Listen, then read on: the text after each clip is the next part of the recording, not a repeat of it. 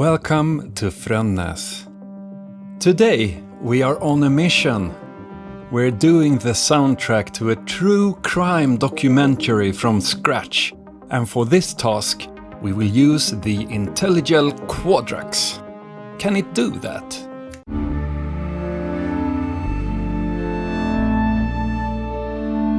Of course it can, but let's start from the beginning. I got feedback on a previous video that you wanted a more in-depth look at the Quadrax, and also that you wanted to see my workflow from modular to finished music. I think this soundtrack commission might be a good way to talk about both of these subjects. In this video, we will patch the Quadrax step by step and then hopefully get a result that we can do something with. The task today is to write music for a documentary, and I have done a few of these for a number of Swedish podcasts before. The latest I did was this chilling Cold War story about Namibian independence and the Lockerbie bombing and grand politics. It was called The Passenger in Seat 17H, and its producer Anton Berg asked me to do this epic 80s theme, which is what you hear.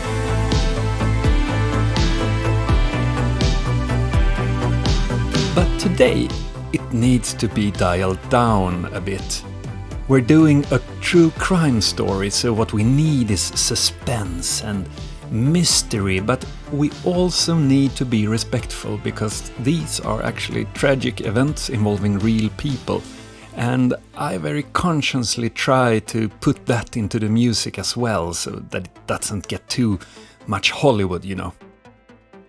Before we begin, just a quick shout out to YouTuber Modular Beats, who did several videos with a self-modulating Quadrax a couple of years ago. They are outstanding and inspired me a lot to try this. I'll put links here to the videos so you can check them out. The reason this self-patching works with the Quadrax is that at its heart it's a function generator with 4 channels. On one of the channels you run an LFO fast so it becomes an oscillator. Then you can use the other 3 channels to do things like modulate shape,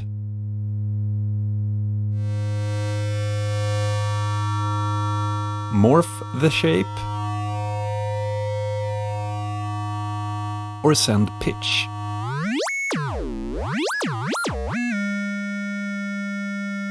And the thing is, each of the channels' output can have a CV assignment to modulate several things in the other channels. So it quickly gets very complex. But we'll start out simple with just a sample and hold that's pushing a random pitch to our oscillator. So here an envelope from one channel modulates the level value, which makes it kind of a fake VCA. Yeah, this sounds great, right? I think we need some support here. So here is a quantizer for the random pitch. The quantizer is set to D minor, the saddest chord of all. That's why Phil Collins wrote In the Air Tonight in D minor. Oh, well, here it is a D minor 11 actually, but yeah. So now we have a quantized random pitch, and I'll start patching things into the CV assignments of the channels to see what happens.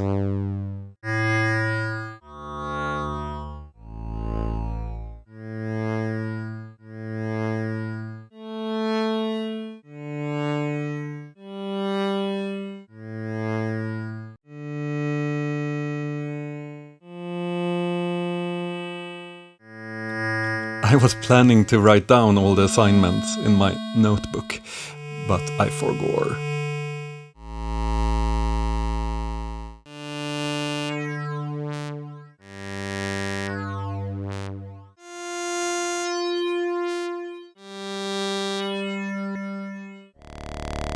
I think we're getting somewhere here, but it's a bit too sharp and unruly. That's why you use filters, right? And of course I use an envelope from the Quadrax into the filter as well. Now when there's all this cross-modulation going on, it can be quite interesting to just change something and see what is affected by it.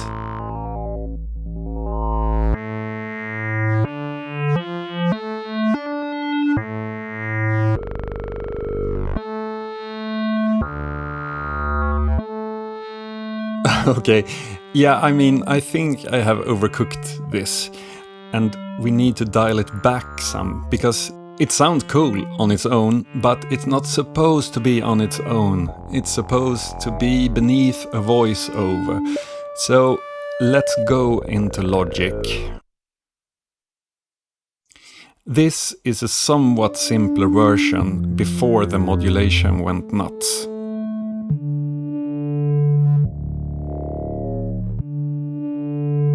Let's make it a bit more easy on the ears.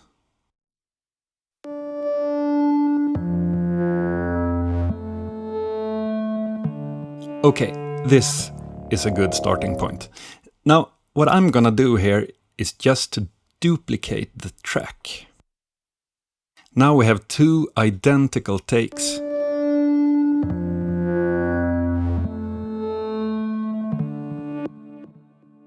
Then I'm gonna move one of the tracks a beat out of sync. Remember, the notes are still random, so by doing this you get combinations that you hadn't planned for.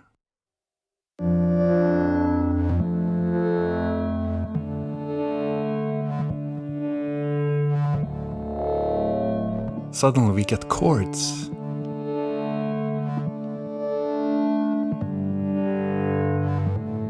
Oof. I really like this.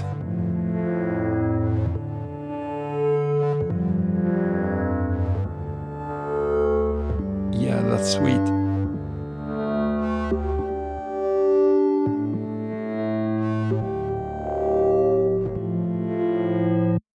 What I needed was something to glue it all together, so I put down a simple bass using Logic's retro synth.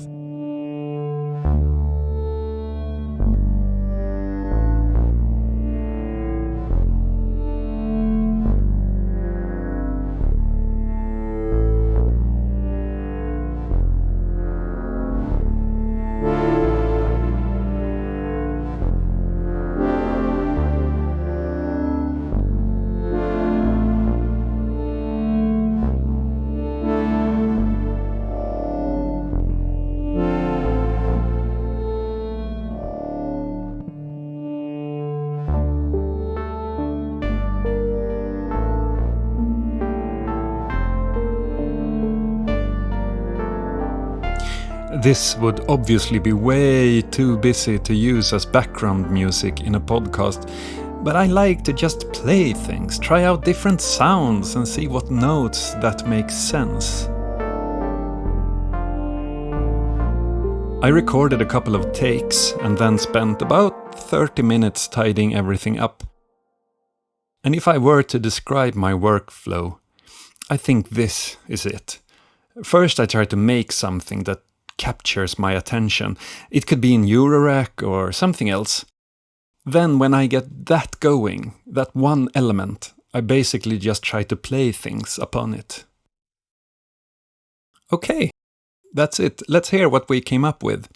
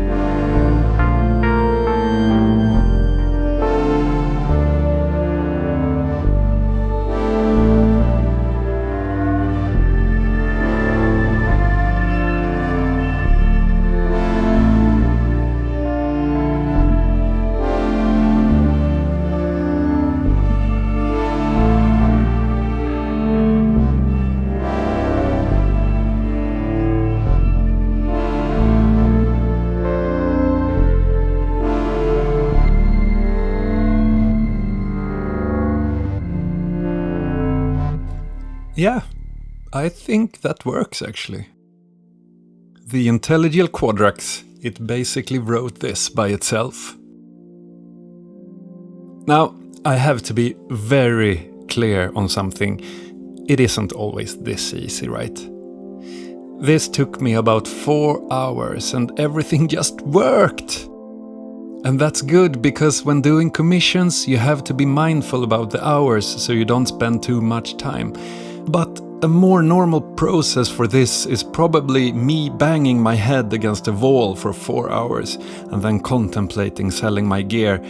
I just want to put it out there so that there isn't someone watching YouTube who thinks that this is how it's supposed to work. It's usually a lot harder. Yeah, I don't believe Dave Stewart wrote all the Eurythmics songs in 15 minutes, like they say. Anyway, the Intellijel Quadrax is obviously a deep module and I had lots of fun doing this. I'll be trying it again because this self-patching thing takes you to very weird places. I had no idea what the end result would be, and not gonna lie, there were times there at the beginning of patching when I actually didn't think it was going to end up as something useful. But like I said, my best tool is to find something that works. Anything, a chord, a sound, a beat. And then I just start adding layers to that thing and see what fits. Also, a lesson I learned from this is that I have to become better at identifying when I have a seed that can grow. When I duplicated the tracks in Logic, everything just opened up. I was clueless that it had that kind of potential when I was working with just the Quadrax. And yeah, I'll work on that, try to hear and identify, this could be something. Thank you very much for watching. Like and subscribe if you enjoyed it. Now I am gonna send this tune to the producer of the podcast to see if he likes it. Fingers crossed. See you in another video.